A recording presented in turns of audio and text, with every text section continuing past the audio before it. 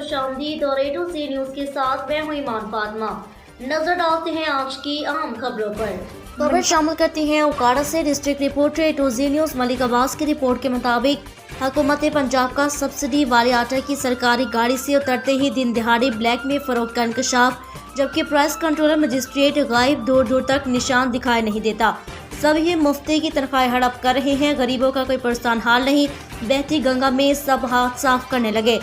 Licence याफ्ता किराना store मालकान food inspector से मुबैना तौर पर सासबाज 650 वाला आटे का थैला गरीब और सादा शहरियों को 800 रुपये तक फरोख्त करने का इंकशाफ हुआ।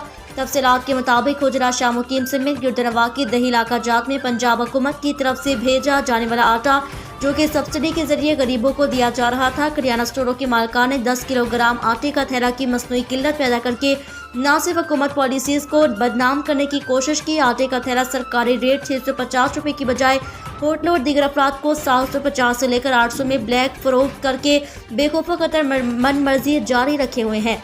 पहले ही गुर्बत के हाथों सताए लोग आटे की अदम दस्तियाबी पर सारा दिन दुकानों के आगे मारे मारे परेशान, जबकि किराना स्टोर माफी ने जिम्मेदारान को नोटों की चमक दिखाकर अंधा कर रखा है।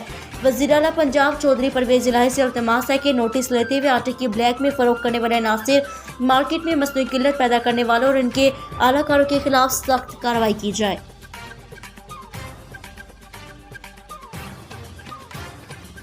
फिलहाल के लिए न्यूज स्टूडियो से इतना ही। मज़ीद खबरों के लिए हमारे साथ रहिए और देखते रहें A to Z न्यूज, क्योंकि A to Z न्यूज आप तक पहुंचाता है हर खबर सच के साथ।